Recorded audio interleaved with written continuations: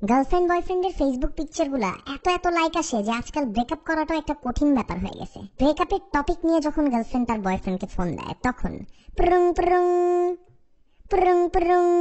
কি ব্যাপার মফিজ, তোমাকে না গতকালকে বললাম এই রিলেশনশিপ রাখবো না, তোমার তো সাহস কম না, তুমি আবার আমাদের পিকচার আপলোড করছো ফেসবুকে। আহা, বললেই তো হয় না সামিনা, এটা তো 2000 সাল না যে ব্রেকআপ করলাম গেলাম না ধানমন্ডি, গেলাম না গুলশান, গেলাম না বনানী। এটা তো ওরকম না, এটা 2014 সাল, ফেসবুকের যুগ। রাস্তায় যাওয়া বন্ধ করতে পারি, ফেসবুকে যাওয়া বন্ধ করবো কেমনে? এতগুলা মানুষকে কিভাবে অ্যাভয়েড করবো আমি? কি বলতেছো? ব্রেকআপের সাথে ফেসবুকের কি সম্পর্ক? ছোট লোক কথাকার, তুমি কি বুঝতেছো না তোমার সাথে আমি আর থাকতে পারতেছি না? ফেসবুকের সাথে সম্পর্ক নেই মানে? এই মিয়া, এত হাজার হাজার লাইক আসে আমাদের পিকচার, এগুলো দেখো না? হ্যাঁ, ব্রেকআপ করলে মুখ দেখাইতে পারবো কারে? ঘন ঘন রিলেশনশিপ স্ট্যাটাস চেঞ্জ করলে মানুষ কি ভাববে? অন্য মেয়েরা কি ভাববে? আর তোমার উপর এত ইনভেস্ট করছি, হুট করে এভাবে তো ব্রেকআপ করা পসিবল না। ইনভেস্ট মানে কিসের ইনভেস্ট?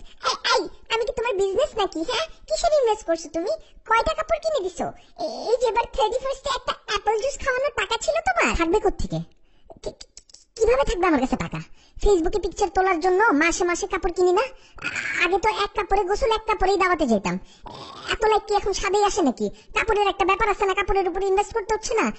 আর তোমার চুল ছিল ল্যাবড়া ভ্যাবড়া, ওইটার জন্য আবার এই যে কি সানসিল্ক না কি কি শ্যাম্পু ইউজ করো, এগুলো কিনে দিছে না তোমার?